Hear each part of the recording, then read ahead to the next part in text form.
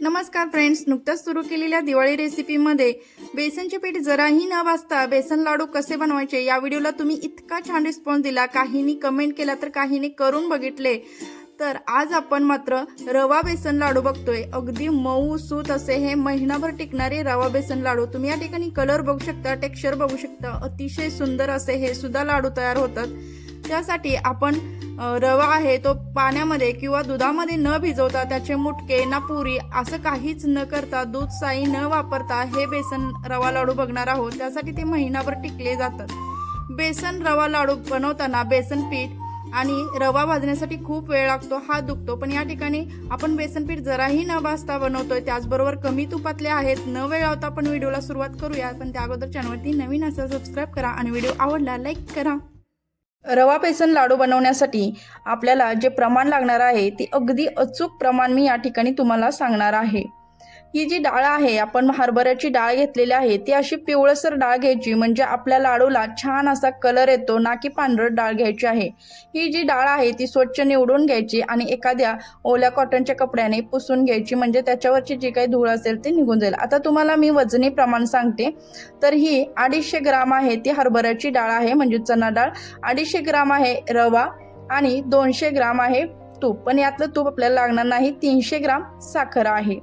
आता या वाटीने, घरातील तुमच्याकडे अशी वाटी असेल त्या वाटीने हे 1.5 वाटी डाळ, 1.5 वाटी रवा आणि 1 वाटी आहे तो तूप आहे आणि 2 वाटी साखर. आता हे 250 ml चा कप आहे. याने 1.25 कप डाळ, 1.25 कप रवा आणि अर्धा कप तूप आहे आणि 1.5 कप साखर आहे. अगदी अचूक प्रमाण मी तिन्ही तुम्हाला सांगितलेले आहे. तुम्ही कोणत्याही प्रमाणाने बनवू शकता. तर हे प्रमाण अचूक समजलेलं आहे. आपण आता रेसिपीला सुरुवात करूया. त्यासाठी मी कढईमध्ये तूप आहे ते ओतून घेतलेलं आहे. त्यातलं थोडंसं तूप मी ठेवलेलं आहे. सुरुवातीला हाय फ्लेम करायची तूप इतळूस्तपर्यंत. तूप वितळल्यानंतर गॅसची फ्लेम मीडियम करून आपल्याला ही संपूर्ण डाळ एकाच वेळी टाकून घ्यायची आहे. डाळ आहे ती मीडियम गॅसवरती छान अशी भाजून घ्यायची आहे. गॅसची फ्लेम हाय करायची नाही, नाहीतर डाळ आहे ती लगेच करपली जाते, आतपर्यंत भाजली जाणार नाही. जेवढी डाळ आहे ती तुम्ही छान भाजाल तेवढे लाडू आहे ते खमंग अशी चव येते. आता थोड्या वेळ भाजल्यानंतर 3 मिनिटं भाजल्यानंतर बघा असं थोडंसं बुडबुडे येतात भरपूर सारे आणि ते बुडबुडे नंतर जशी जशी डाळ भाजल तशी ते कमी होत जातात. पण आपल्याला या ठिकाणी संपूर्ण डाळ भाजून घ्यायची नाही. तर या ठिकाणी आपल्याला कमी वेळ लागावा यासाठीच आपल्याला या ठिकाणी रवा सुद्धा भाजायचा आहे. त्यासाठी याच्या म्हणजे एक्स्ट्राचं तूप आहे ते मी काढून घेते. बघा याच्यामधलं तूप आहे ते काढून घेते. असं का करायचं? कारण याच्यामध्ये आपण रवा भाजल्यानंतर खूप तूप होईल, त्यामुळे मी तूप आहे ते काढून घेते. डाळ भाजताना थोडं आपल्याला तूप आहे ते ठेवायचंच आहे. हे सुरुवातीची 7 ते 8 मिनिटं डाळ आहे ती छान भाजून घ्यावा किंवा 5 ते 7 मिनिटं छान भाजून घ्यायची आणि त्याच्यामधलं परत तूप आहे ते थोडंसं काढून घ्यायचं. तूप किती काढायचं? आपण 1 कप घेतलं होतं, अर्धा कप तूप काढून घ्यायचं आहे आणि याच्यामध्ये रवा आहे तो संपूर्ण टाकून घ्यायचा आहे. रवा आणि डाळ आहे ती छान अशी भाजायची. आता रवा वेगळा आणि डाळ वेगळं असंही तुम्ही भाजू शकता, पण कमी वेळ लागण्यासाठी आपण परत याच्यामध्येच रवा आहे तो भाजून घ्यायचा आहे. त्यामुळे मी तूप आहे ते काढून घेतलेलं आहे आणि तुम्ही बघू शकता आपल्याला तूप किती लागलेलं आहे. अगदी कमी असं तूप लागलं जातं.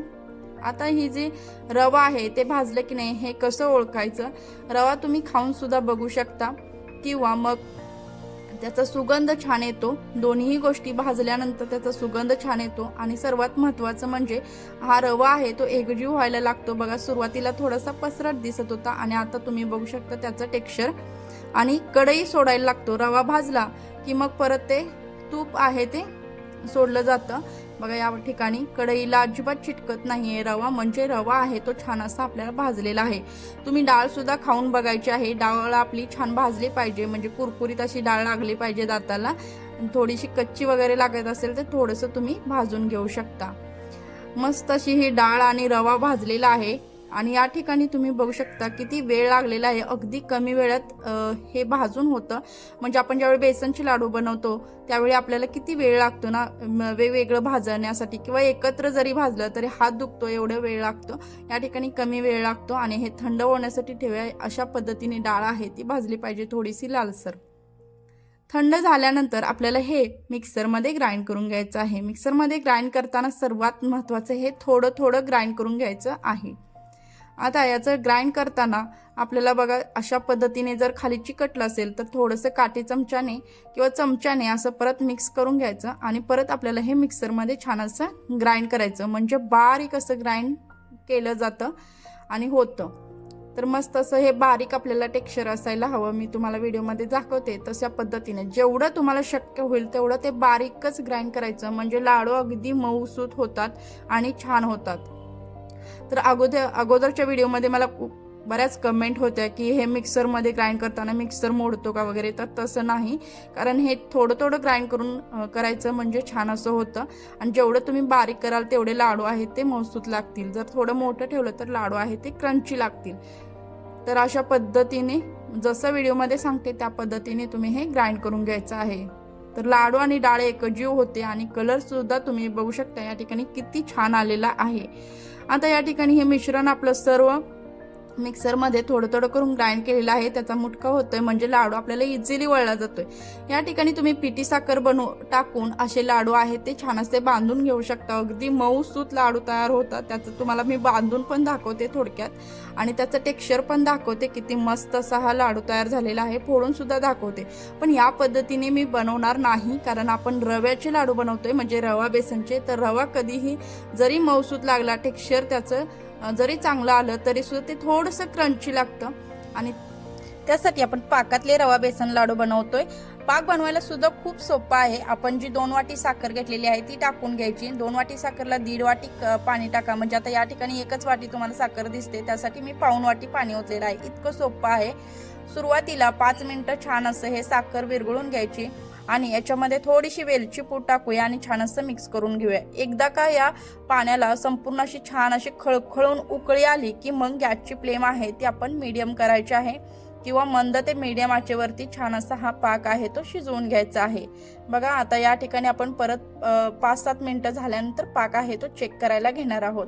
पाक चेक करताना तो थंड झाला की मग चेक करायचं. 1 तार झालेली नाही, आपल्याला या ठिकाणी 1 तारेचा पाक आहे तो तयार करून घ्यायचा आहे. पाक थंड व्हायला एक 10 ते 12 सेकंद लागतात. थंड झाल्यानंतर चेक करायचं. गॅसची फ्लेम त्यावेळी मंद करून घ्यायची म्हणजे पाक पुढे जाऊ नये.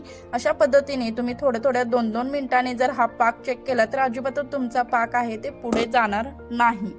तर थोडंसं अजून आपल्याला हे 1 तार होत नाही, अगदी अर्धी तार होते. आता या ठिकाणी तुम्हाला मी दाखवते 1 तार कशी होते ते. बघा या ठिकाणी 1 तार परफेक्ट अशी झालेला आहे. अशी जर परफेक्ट 1 तार झाली किंवा ह्या स्पॅच्युलेच्या वरती जो लास्ट ड्रॉप आहे तो अशा पद्धतीने पडला, 1 तार त्याच्यातून बनते म्हणजे परफेक्ट असं झालेलं आहे. मग आपण जे मिश्रण तयार करून ठेवलं होतं ते याच्यामध्ये रवा आणि बेसनाचं मिश्रण आहे ते टाकून घ्यायचं. एकाच वेळी संपूर्ण टाकायचं आहे आणि मिक्स करून घ्यायचं आहे. 1 तारेच्या पुढे आपल्याला पाक जाऊ द्यायचा नाही. तर 1 तार बरोबर झाली की मग पाक आहे, गॅसची फ्लेम आहे ती बंद करायची आणि सर्व मिश्रण एकत्रित करून घ्यायचं आहे. याच्यात जे काही गुठळ्या वगैरे आहेत त्या मोडून घ्यायच्या म्हणजे एकसारखं आपल्याला हे पीठ आहे ते तयार करून घ्यायचं. सुरुवातीला जर तुम्हाला पातळ हे मिश्रण वाटलं तर जसं जसं याच्यामधला जो पाक आहे तो रवा शोषून घेतो आणि हे पीठ आहे ते छान असं घट्ट व्हायला लागतं. तर लाडू मस्त तयार होतात. जर तुम्ही पाकातले लाडू तयार करत असाल तर अगदी मऊसूत असे जिवेवर ठेवताच विरघळणारे लाडू तयार होतील. हे झाकून ठेवायचं आहे. 1 तास झाकून ठेवायचं आहे. तुम्ही या ठिकाणी अर्धा तास 15 मिनिटं म्हणजे बघू शकता चेक करून. हाताला थोडंसं बघा अशा पद्धतीने कडक लागलं की मग आपल्याला हे लाडू आहेत ते बांधून घ्यायचे आहेत. म्हणजे एवढं सोपं आहे की आपल्याला कधी लाडू बांधायचे. जर हाताला हे मिश्रण कठीण लागलं तेव्हा आपल्याला लाडू बांधायचे आहेत. मग तुम्हाला कमी जास्त सुद्धा वेळ लागू शकतो, म्हणजे 15 मिनिटं, अर्धा तास, 1 तास, 1.5 तास असं लागू शकतं. प्रत्येकाच्या रव्यावर डिपेंड आहे किंवा डाळीवर सुद्धा. हे मिश्रण आहे ते अगदी या झाऱ्याच्या मदतीने मोकळं करून घ्यायचं आहे. बघा किती मऊसूत असं हे मिश्रण झालेलं आहे आणि असं कोरडं मिश्रण असायला हवं. जर थोडंसं चिकट वाटत असेल तर परत थोडं तसंच ठेवा, पण असं कोरडं झालं की लाडू अगदी बांधायला इझी पडतो. आता या ठिकाणी लाडू आपण बांधून घेऊया. मिश्रण असं कोरडं आणि सुट्ट करून घ्यायचं आणि मग आहे तो लाडू बांधून घ्यायचा. याच्यावरती गार्निशिंगसाठी पिस्ता लावलेला आहे. तुम्ही या ठिकाणी काजू, बदाम कशाचंही गार्निशिंग करू शकता. नाही केलं तरी सुद्धा अगदी सुंदर असे हे लाडू तयार होतात. तुमच्या आवडीनुसार तुम्ही करू शकता. तर लाडू बघा किती इझिली वळला जातोय, अगदी थोडासा घोळायचा म्हणजे लाडूला गोल आकार येतो आणि लाडूचा या ठिकाणी कलर बघू शकता आहे ना, मस्त असा कलर येतो। अशा पद्धतीने केलं तर आपल्या लाडूला कलर सुद्धा छान येतो। ज्यावेळी आपण बेसन पीठ भाजतो त्यावेळी कधी कधी ते जास्त भाजलं जातं, मग लाडूला तेवढासा कलर येत नाही। आणि या पद्धतीने जर केलं तर डाळ छान भाजलेली असते तुपामध्ये, त्यामुळे खमंग सुद्धा लागते। असं नाही की ते कच्चे वगैरे लागतात, तर खमंग लागतात।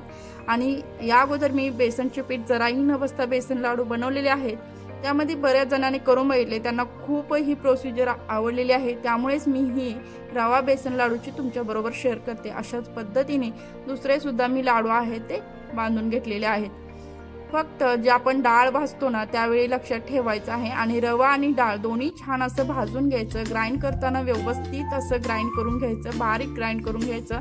पाक एकतारी बनवायचा, आणि नसेल पाक बनवायचा बिना पाकाचे हे लाडू बनवू शकता, छान होतात। बघा या ठिकाणी लाडू किती सुंदर झालेला आहे। तुम्हाला मी एक आहे तो फोडून दाखवते, त्याच्या आतमधलं टेक्स्चर तुम्ही बघू शकता, इतकं मऊसूत की जिभेवर ठेवताच विरघळतील असे हे लाडू झालेले आहेत। तर आतापर्यंत हा व्हिडिओ आवडला असेल तर एक लाईक आणि कमेंट मात्र करायला विसरू नका। चॅनलवरती नवीन असाल, पहिल्यांदाच व्हिजिट केले असेल तर चॅनलला सबस्क्राईब करा, आणि येणाऱ्या सर्व दिवाळी रेसिपी नक्की बघा, आणि बनवलेल्या सुद्धा दिवाळी रेसिपी नक्की बघा। बघा किती तूप राहिलेलं आहे, अर्धी वाटी तसंच तूप